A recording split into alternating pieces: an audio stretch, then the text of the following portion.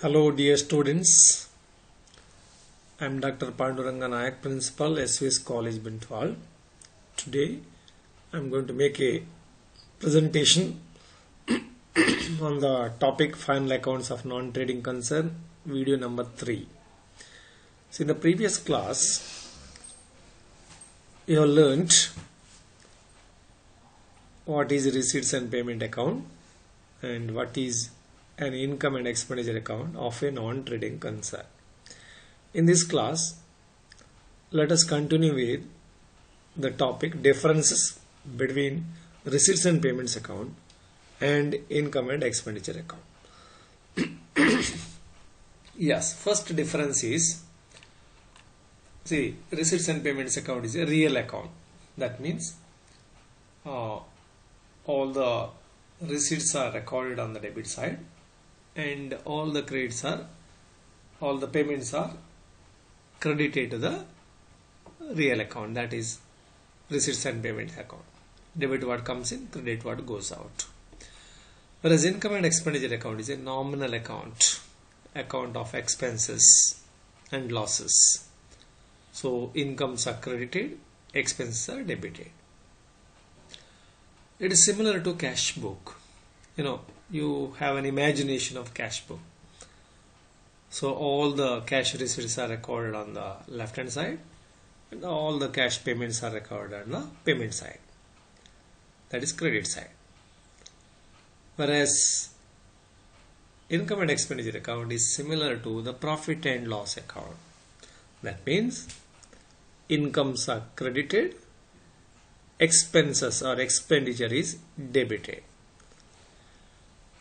Third one is receipts and payment account is a summary of actual cash receipts and cash payments of a non-trading concern for a particular period, usually a year. So all cash receipts and all cash payments during a year, that will be recorded in the cash book and that will be summarized in the form of receipts and payments account. Whereas income and expenditure account is a summary of incomes and expenses of non-trading concern for a particular period, usually a year. That means it does not include the incomes and expenses of next year or previous year. Only the incomes and expenses of current year will be taken because that's prepared on accrual basis. Okay, fourth one, receipts and payments account is prepared on cash system of accounting. Already I told you, actual cash receipts and actual cash payments are recorded. Outstanding items are not considered and even prepaid items are not considered here. Whatever is received and whatever is paid, that will be recorded. Whereas income and expenditure account is prepared on accrual basis. That means incomes and expenditures of the entire year will be taken, whether you have received or not or you have paid or not. It includes, receipts and payments account includes both capital and revenue items, whereas income and expenditure account will include only revenue items. You will come to know in the next part of this presentation what is meant by capital items and what is meant by revenue items. So this includes only receipts and payment accounts. Receipts and payment account includes both capital and revenue items. Actually, revenue items will go to the income and expenditure account and capital items will go to the balance sheet. Whereas here in the case of income and expenditure account, it includes only revenue items. Capital items are not included, like capital receipts and capital payments are not included in income and expenditure account. Then, besides the items of current year, receipts and payments account may contain the items of previous year or the next year. See, in the case of receipts and payment account, actual cash receipts and actual cash payments will be recorded. It is the summary of that.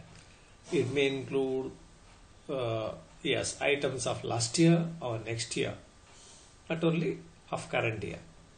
But in the case of income and expenditure account, it includes or it contains the items of It does not contain the items of previous year or the next year, but it contains the items of only the current year. If last year's items are included, that will be excluded. Next year's items, that is incomes and expenses, will be excluded. Only current year incomes and expenses will be taken to the income and expenditure account. It does not, receipts and payment account does not include outstanding items. As I have already mentioned, only actual cash receipts and cash payments will be taken. Outstanding items are not adjusted. Prepaid expenses are not adjusted. Only current year items are taken. It includes whatever cash received and whatever cash paid. It is the summary of cash receipts and cash payments. Whereas income and expenditure account includes outstanding items. Supposing an expense is paid for 11 months, 12 months item will be taken as outstanding item and that will be added. It does not include non-cash items like bad debts, depreciation, etc. I am referring to receipts and payments account, because that is the summary of actual cash receipts and cash payments. Therefore, non-cash items are not included. Whereas in the case of income and expenditure account, non-cash items like bad debts, depreciation, interest on capital, such items will be taken. Receipts in a receipts and payment account, receipts are shown on the debit side and payments are shown on the credit side. It is a real account and it is prepared on that basis. In the case of income and expenditure account, expenses are shown on the debit side and incomes are shown on the credit side, similar to profit and loss account of a trading concern. Receipts and payments account begins with an opening balance. Opening balance might be cash in hand or cash in bank at the beginning of the year. Income and expenditure account does not begin with any opening balance. Yes, next difference is closing balance. And as far as the receipts and payment account is concerned, it contains closing balance, which could be cash in hand or cash in bank at the end of the year. Whereas in the case of income and expenditure account, the difference between the two sides, that is excess of income over expenditure or excess of expenditure or income. So there will be closing balance in the case of income and expenditure account. That could be surplus or that could be deficit. Surplus means excess of income or expenditure. Deficit means, or shortage means, excess of expenditure or income. Then the closing balance of receipts and payment account, being cash in hand or cash in bank, is normally a debit balance. Of course, sometimes there could be a bank overdraft. Okay, but this is very rare. And in the case of income and expenditure account, the balance could be a debit balance or credit balance. If there is surplus, it shows a credit balance. If there is a deficit, then it shows a debit balance. The closing balance of receipts and payment account is brought down for the next accounting year. So next year, the opening balance of receipts and payment account will be the closing balance of this year's receipts and payment account. But in the case of income and expenditure account, closing balance of the current year, it is generally not brought down for the next accounting year, but it is closed by transferring to capital fund in the balance sheet. This account, receipts and payment account, does not form part of the double entry system, whereas income and expenditure account forms part of double entry system. Receipts and payment account need not necessarily be accompanied by a balance sheet, whereas income and expenditure account necessarily be accompanied by a balance sheet, because it should also show the complete financial position of the non-trading concern. So receipts and payment account is always accompanied by a balance sheet to give a complete picture of the state of affairs of the concern. So these are some of the differences between receipts and payment account and income and expenditure account.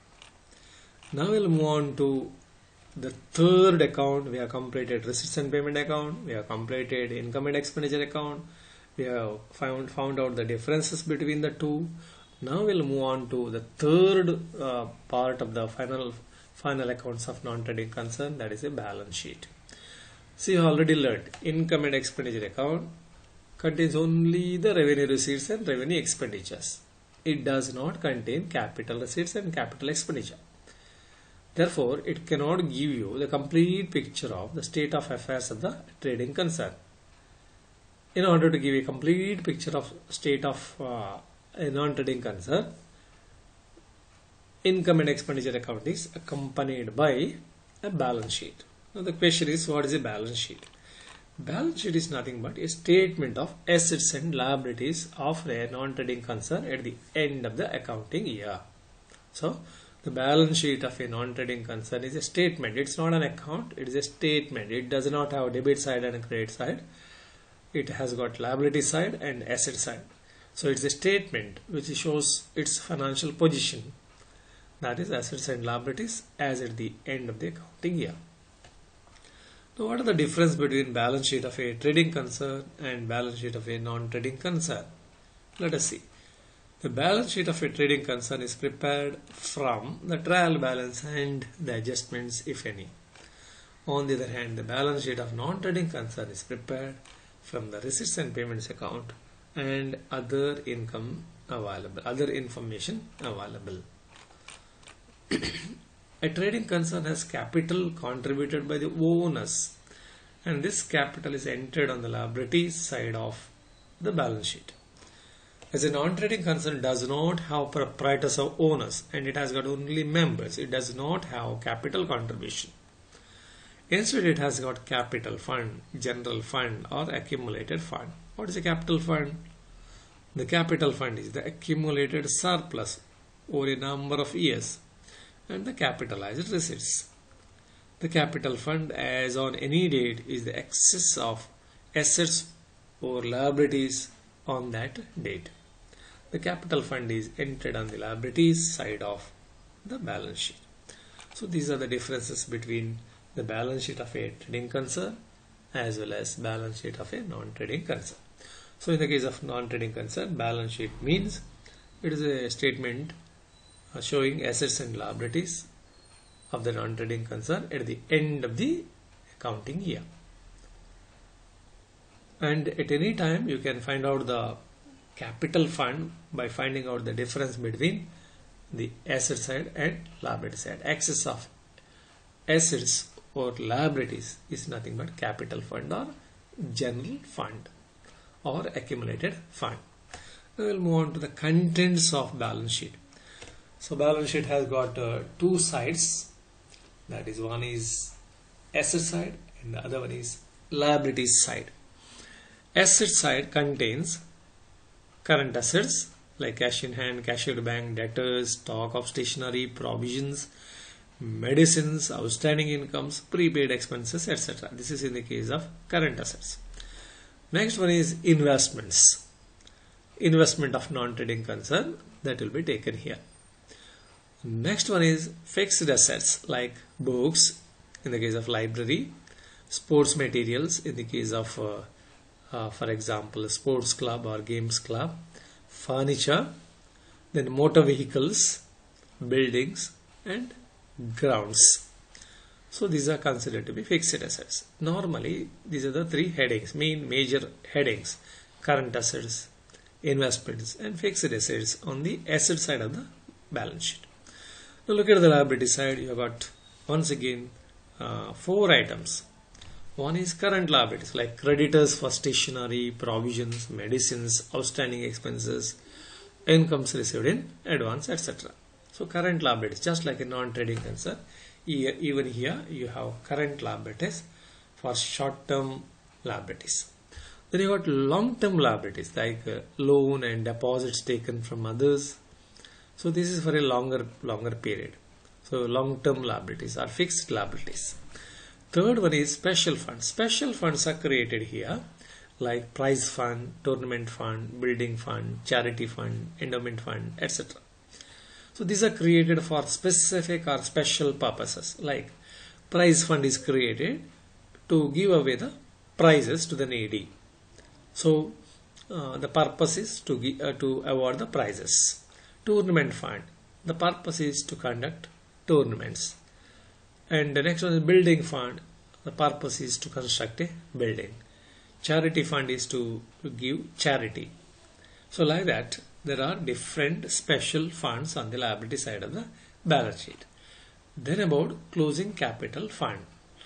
Okay, let us have a picture of the format of balance sheets. Already I told you, cash on the asset side, current assets, cash in hand, cash at bank, closing stock of provisions, outstanding incomes, prepaid expenses, then investments, then fixed assets. Here assets minus depreciation. Sometimes if there are additions will be added, and then if there is sale of any asset, book value of asset will be sold. For example, motor vehicle at the beginning, additions during the year. From the total book value of vehicle sold, that will be deducted. Further depreciation for the year will be deducted. So ultimately the balance. Similarly, plant and machinery, additions during the year, it will be added to opening balance. Then book value of plant and machinery sold, that will be deducted. Depreciation will be deducted. Ultimately the balancing figure. Come to the liability side. Already I told you there are 4 items: current liabilities, then fixed liabilities, then special funds. Come to the special funds. Here, how do you show? Opening balance will be there. To that, you will add all the contributions or additions during the year. Then, any payments made from that will be deducted. Supposing it is a prize fund, opening balance will be there.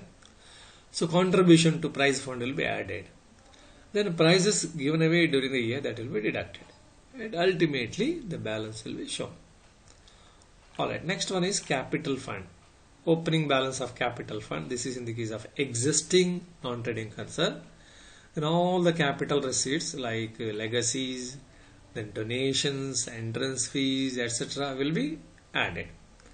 Then surplus for the current year means excess of income or expenditure will be added. If there is deficit, like expenditure is more than income, that will be deducted. So the total of the balance sheet must tally. Certain precautions you have to take, or certain points you have to note while preparing the balance sheet. What is that? The closing balance capital fund to be entered on the liability side of the closing balance sheet. What is closing capital fund? So in the case of existing non-trading concern, the closing capital fund, general fund or accumulated fund of a non-trading concern can be ascertained by adding the capitalized receipts of the current year like legacies, light membership fees, entrance fees, donations, etc. and the surplus, that is excess of income or expenditure of the current year, that will be added to the opening capital fund. Of course, if there is shortage, deficit, that will be deducted instead of adding. So thus this is in the case of existing non-trading concern, already in existence. So how the capital fund is calculated? In the case of new non-trading concern, there will not be opening balance.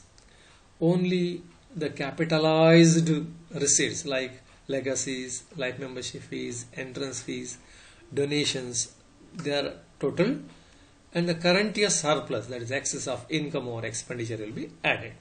So all the capitalized receipts plus the current year surplus together will be the capital fund.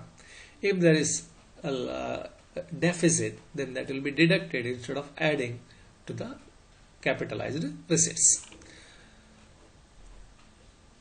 Yes, at any time if you have to find out the capital fund, what you have to do is you have to, sometimes in the problem they may not show you the opening capital fund. So in that case what you have to do is you have to prepare your opening balance sheet. All the assets will be recorded on the asset side and all the liabilities will be shown on the liability side, and the difference you have to find out, that will be taken as opening capital fund. But in the case of newly started non-trading concern, there will not be opening capital fund. So that's about capital fund. In the case of existing firm, opening capital fund will be there. To that, all the capitalized receipts will be added. All the capitalized receipts will be added.